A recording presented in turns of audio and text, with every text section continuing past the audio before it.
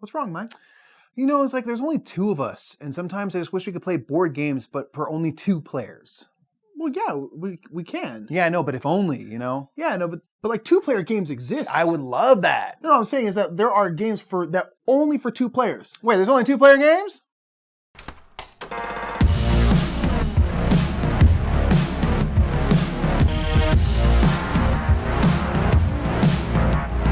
That was a dramatic recreation of us early on in the hobby. That's called went to 5 years of theater school. That's what that's called. What's up, everybody? My name is Nick Murphy. I'm Mike Murphy. We're the Brothers Murph, and this is another top 10 here on BG. We're going to talk about our favorite 2-player games. And that is true. When we first got in the hobby, like 2-player only games we didn't know existed until one day we were like at a game cafe here in LA, and we picked up Jaipur, and we're like, this is only for 2 players? And we were like, that's a thing, so you know, cool. And yeah, it is, and it's great. And ever since then, we've loved them.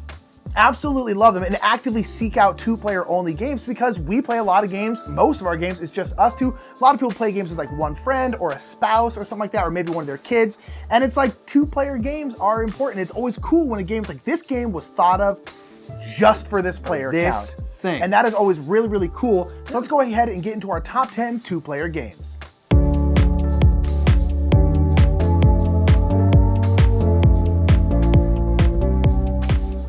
All right, so our number 10 is a 2-player take on a game that already exists, and that is Duelosaur Island. Duelosaur Island is a 2-player only version of Dinosaur Island. We really, really love Dinosaur Island. So when we heard Duelosaur Island was coming out, we were like, you're taking a game I like, you're making a 2-player only? Okay, I'm here for it. And I really, really like Duelosaur Island. We both really love it. And one thing I like about it is because it feels like Dinosaur Island in the sense where the game doesn't play that similarly, but you really feel like you're in the same universe of it. So it's like, hey, this is definitely a different game. It's not just like a watered down version of the big game. So it's definitely its own thing, but it's still in that same universe. And one thing we really like about it is that it plays fast. It is really quick. It is 30 minutes, maybe even on like a long game, there's still 30 minutes, maybe a little bit more, and you're already out. So if you want that Dinosaur Island feel in a short package, Duelosaur Island is for you, and that's why it's our number 10.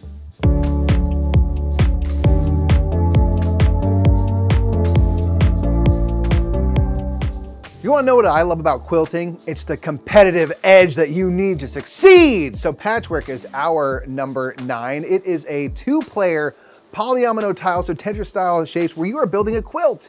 And on that quilt, you hope to have a lot of buttons because buttons is money in this game. This game actually has kind of 2 economies, which we really enjoy. You're spending buttons to claim different quilt pieces to put under your quilt. And you also have to spend a certain amount of time, and that's you sewing that piece into the quilt. And there's all these different shapes, and the goal is on your little player board is to fill in as many spaces as humanly possible. Because at the end of the game, you're gonna get a certain amount of buttons, which again is sort of your points, your money, and you're gonna subtract 2 points for every empty space on your quilt. So the goal is to have the most complete, wonderful, beautifully diverse quilt as possible and not having empty spaces. So this is one that gets really tactical because I'm definitely taking a piece that my opponent definitely wants for their quilt, and so it gets very cutthroat and bloodthirsty, which is what I've always thought quilting was really about, which is why I've always feared that hobby in real life. So playing Patchwork is the closest I need to come to actually sewing a quilt, and that's why it's our number 9.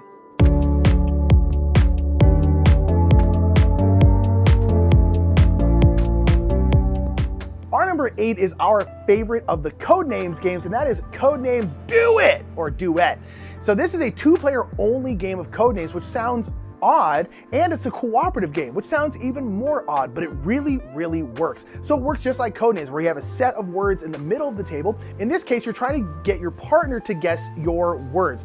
Now, you're gonna have 9 words, your partner's gonna have 9 words, but you're gonna have some words that are going to overlap. And so sometimes you'll have the same words, but sometimes words that are bad for you, they're the traitors, are actually not bad for your partner. So it's this really interesting back and forth. And if you really like to get in each other's heads and try to be like, let's be on the same wavelength, let's be on the same page, you can really figure out if you think like your partner. Mike and I are really good at this game because we're both really weird and we have really similar minds, and so it works really, really well. We love Codenames Duet. There's also like a little bit of a campaign thingy with it, which is kind of cool, it's just nice to have. But nonetheless, Codenames Duet is great. It's the best version of Codenames. I really don't have any interest in playing any other kind of Codenames now because Codenames Duet is that darn good. I love it.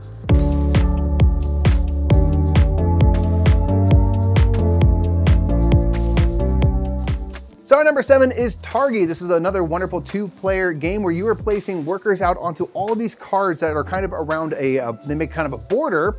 And then in the middle of the 9 spaces, there's gonna be more cards that are going to give you ways to expand your tribe, and then goods cards and stuff. And so this does a really neat thing where we're going back and forth with our opponent, placing a figure around the edge. And if I place a figure, my opponent can now not place a figure directly across the kind of whole board from that worker. So it gets very tactical about where you place your workers, and then after you place all of your workers around the different edges, you will create intersections in the middle where if you were to draw an invisible line, your workers would cross, and you place down these tribe markers, which will give you access to those cards in the middle. And then once it's your turn, you can pull off workers and tribe markers to execute different actions, like gaining different goods like dates and pepper, and then turning them in to build out this kind of tableau of cards, which will be your main source of points. So you can do things like trading goods around.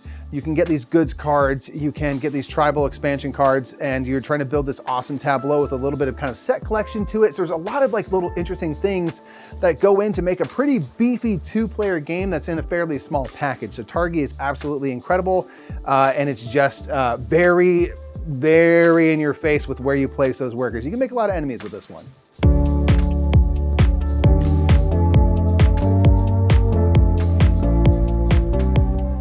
Our number 6 is a trick-taking game. 2-player trick-taking is kind of a confusing concept, but there's been a number of games out there that really fall into this category and do it really well. So our number 6 is Claim. There's a couple others to do this, but Claim is by far our favorite.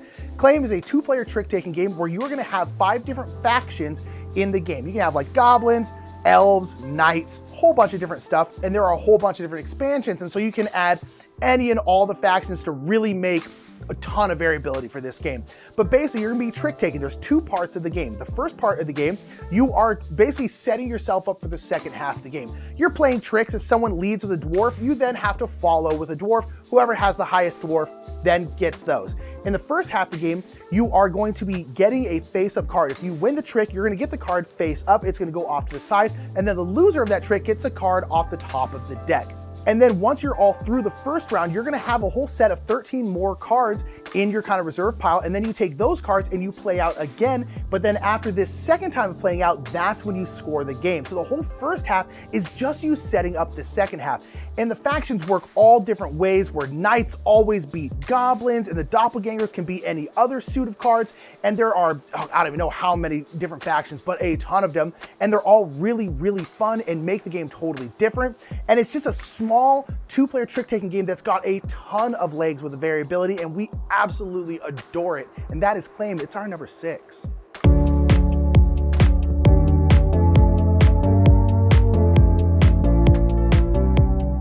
So number 5 is a gigantic 2-player game. It's called War of the Ring. It's Lord of the Rings in a box. And basically in this game, you're going to have the Free Peoples versus Sauron and his armies. This kind of never-ending horde of baddies.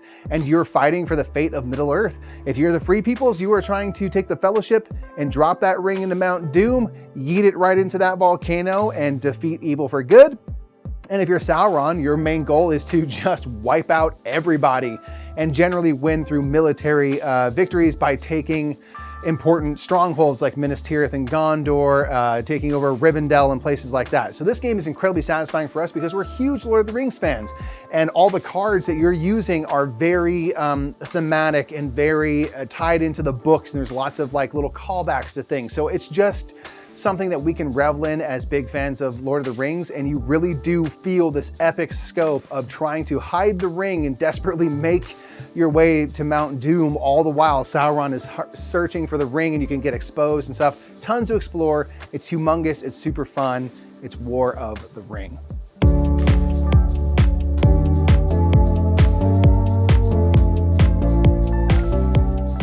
Our number 4 is also a big game, not quite as big as War of the Ring, but it's still pretty large, and that is Fields of Arle. This is in the Uwe Rosenberg farming games. Think, you know, Agricola, Feast for Odin, Caverna, those kinds of games, those worker placement games, really, really big ones. This is one of those, except for this one is only for 2 players, which again is super cool. We like big Uwe farming games.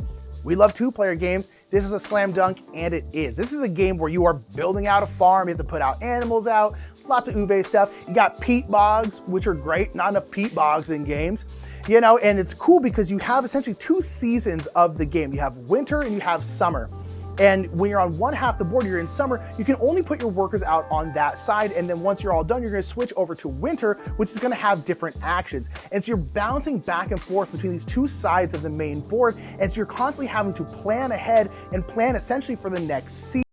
And it just works really, really well. Again, it's a big Uwe game, so it's a little bit heavier, but if you're looking for like a meaty 2-player game and a big like that, Fields of Arle is outstanding. Give it a shot. It's our number 4.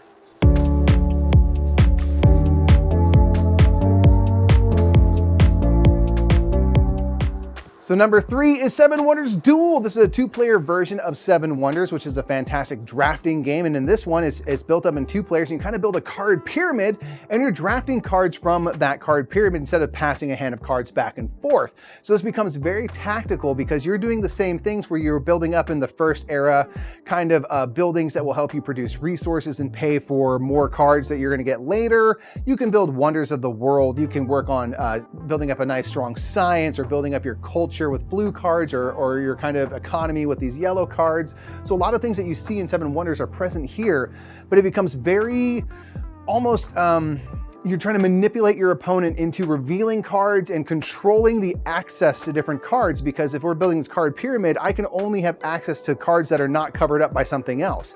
So there's a limited amount of cards that are available at any one time. And I want to make sure I get what I want and make sure my opponent does not get anything that they want and make sure they don't have enough money to pay for things. So I can do all sorts of things to try to give myself the best kind of little engine to then work and hopefully stymie my opponent in the meantime. So Seven Wonders Duel takes a big kind of quick card drafting game and to me makes it a little more tactical, makes it a little bit heavier and a 1 versus 1 kind of heads up experience. So it's been one that I've really enjoyed for a long time, and that's why it's our number 3.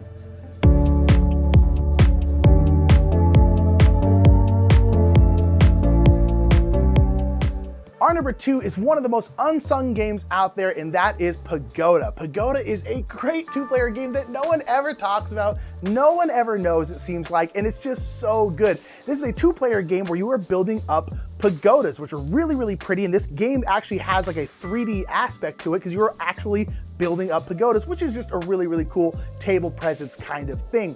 But in this game, you're gonna be playing out these cards, these colored cards, and the cards are gonna allow you to put out different colors of pillars and different colors of roofs. So on one floor, if you have purple pillars, you have to have all purple pillars, and then you're gonna put a purple roof on top of that, and then there'll be a different color on top of that. And then the game will end once there are 3 full pagodas built. But basically, the higher you build up those columns, the more points you're gonna get. So this game is all about trying to not set up your opponent. Because basically, if we're on the 3rd level, and then the last thing I do on my turn is build a roof, I've just left that whole top level there for Mike to just drop columns and score a ton of points. So it's this back and forth of just trying to set yourself up without setting up your opponent, and it just works so well. It's nice, it's easy, it's light. We absolutely adore it. Please, please try Pagoda. It deserves your love. It's great. Give it a shot. It's number 2.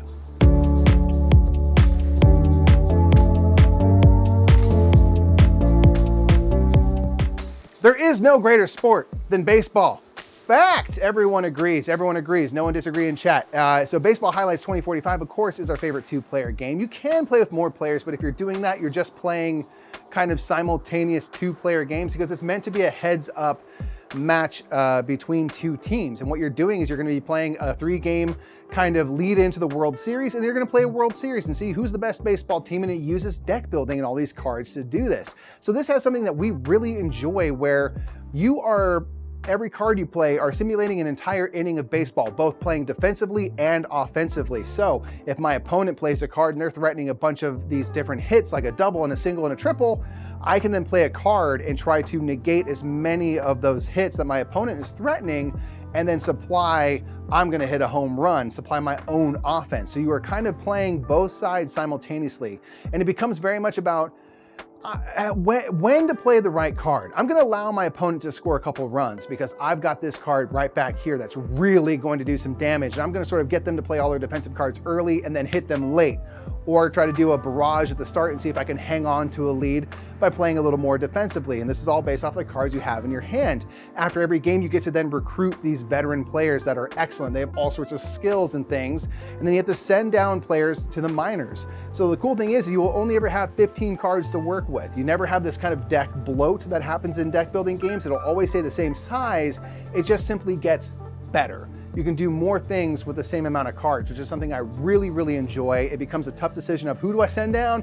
Who do I have to break their heart and tell them, you're not in the majors anymore, kid? Get down there. And there's tons of expansions. So Baseball Highlights 2045 was our easy pick for #1. We love baseball. This does a great job of making you feel like you're playing the sport. And so that's why it's our #1 two-player game. So that's it. Those are our favorite games at this moment to play if they are just for two players. There's so many great two-player games. We had to whittle it down. Oh my gosh, there's so many fantastic ones that we didn't mention, but I always love the kind of, I think of like the designer challenging themselves. Like if this is only for 2 players, what do I need to do to this game? Especially if it's based off of a parent game. Yes. Caverna Cave versus Cave, for example. Like how does the game have to change, or what kind of limitations or things do you have to do to make this exclusively for this player count? It feels like a very specific decision, so we're always intrigued by them. And I'm always excited when I hear a game is only for 2 players. I'm immediately like, I'm at least a little bit interested. Oh yeah. Immediately, you know, and that doesn't happen very much for games. So what are your favorite 2-player only games down in the chat? Down in the comments. We live stream too much. Down in the comments, put your favorite 2-player only games down there, because there's obviously ones we had to leave off our list, and we're always looking for more. So please put them down in the comments. Until next time, I've been Mike. I'm Nick. And we'll see you in the next top 10. Bye, everybody. Bye.